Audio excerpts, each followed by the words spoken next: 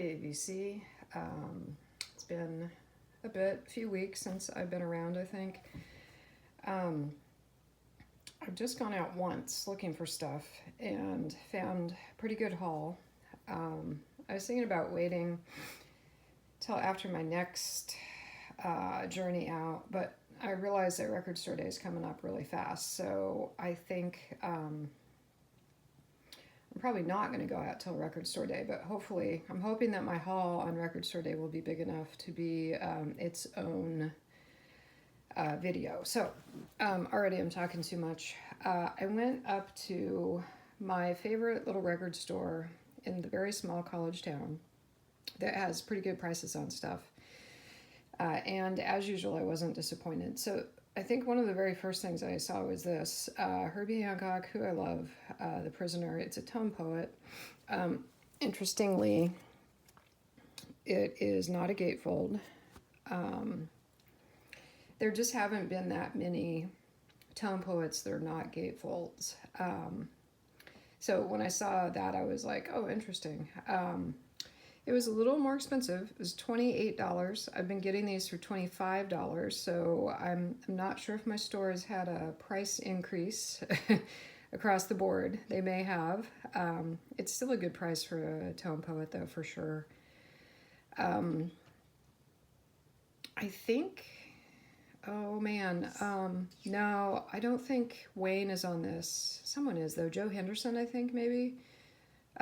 So that's sort of like a dual pickup for me because I'm getting Herbie Hancock as the front man and then other people, other cats that I am collecting now as sidemen. So anyway, I talked about Herbie for 2 minutes. I'm going to move on. Not that Herbie does not warrant talking about for 2 minutes. Then I also grabbed this tone poet. This is Hank Mobley, who I do actively collect these days, and it's called A Caddy for Daddy. It is a gatefold. And then who is on this as well? Here's one of my cats. I'm not sure if she's going to do a walkthrough. Oh, no one that I actively collect. That was a good hop, Finn. Well done. But Hank Mobley is someone that I collect, and I haven't listened to this yet. I am going to do that today. It's been, what is it, Thursday already? It's been quite a week. And you know, it's kind of early in the morning.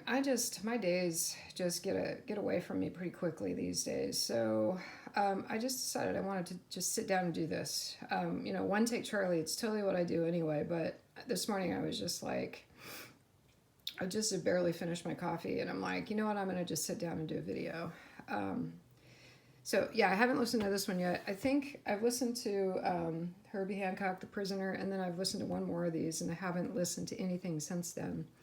I also have kind of a new rule for myself that I have to listen to all my new purchases before I purchase anything else. Who knows how quickly I might break that. But it just means hopefully that I'll be listening to the stuff that I buy, because I'll see something that I've just bought and I'm like, I should play that, and then I kind of just don't. I kind of just am sitting down and taking a little break because things are kind of hectic in my life right now. So I saw this. This was new to the store. Dial S for Sonny Clark. Hank Mobley's on this. This is a kind of a quintessential jazz album, so I'm not sure why I didn't have it. But I was glad to see it. It was $18.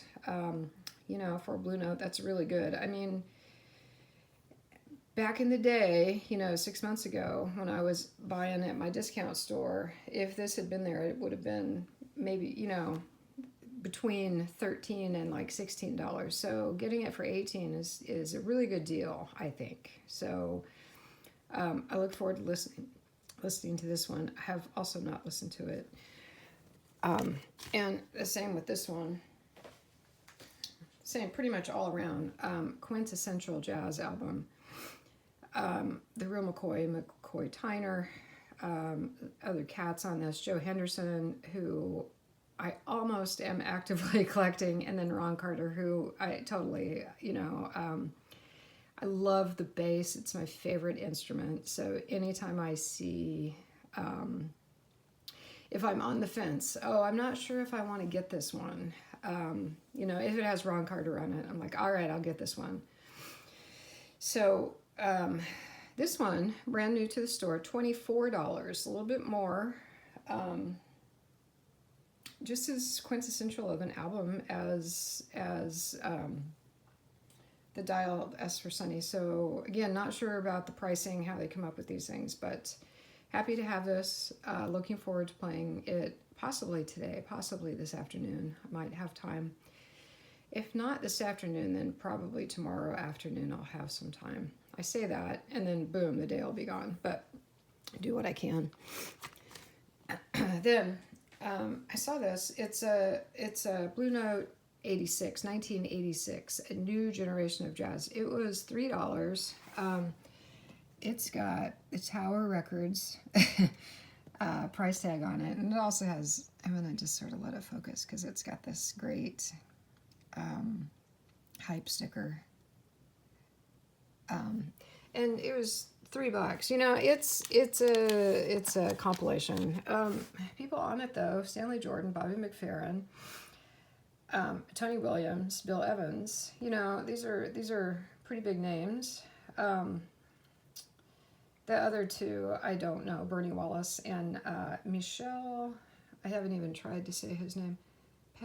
Petrucciani. That's probably pretty close. It is on the cool 80s Blue Note label. Digital. Oh God, I can't even read it. You guys know what that is, though, right? So yeah, for $3, I'm not gonna pass up a Blue Note, even if it's a compilation that I'm only gonna play once in my whole life. So I grabbed it. And then the last thing that I got, Waxahachie Tiger's Blood. I had been wanting this for months. I think it came out about a year ago. I had been looking for it in that store for probably 3 months, and they just hadn't had it.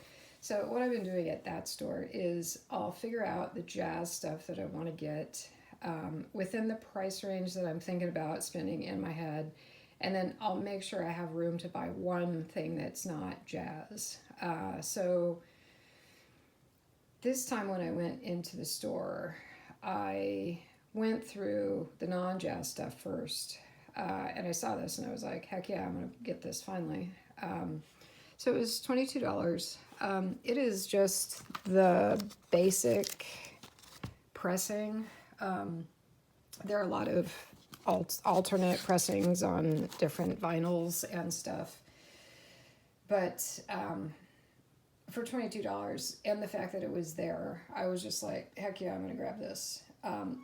I've listened to it twice and it is great. My friends last year were just talking this up constantly, and every time I would listen to a song, like on YouTube or something, I would be like, oh yeah, I really want to get this, and it just never ever turned up. They may have had copies in the other stores I've gone to, but I haven't thought to look there. So I was super happy to get this one. It does have a tiny little bit of a warp, but it didn't affect the playing at all. So yeah, that's what I bought last weekend.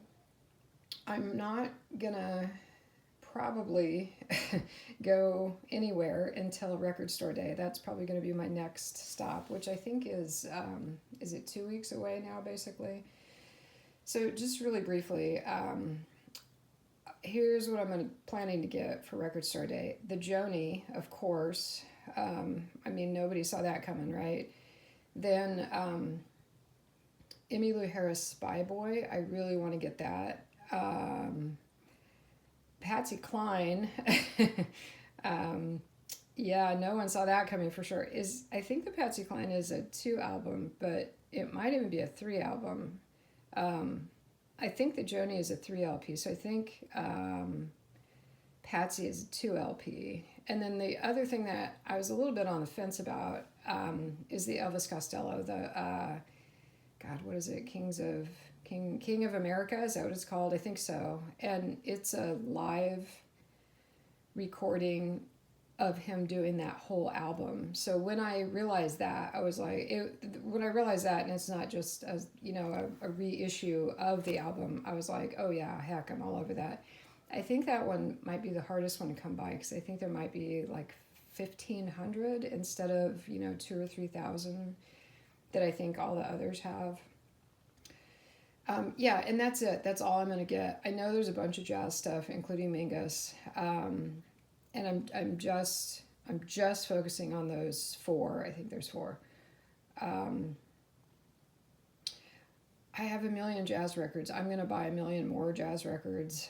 I'm sort of playing the odds on that Mingus in particular, that it will show up at my discount store, because my friend who still lives back there um, picks up stuff for me when he sees it there. So yeah, I'm gonna just sort of play the odds on that one. All right, that's it. Peace out, Vinyl community. Ciao.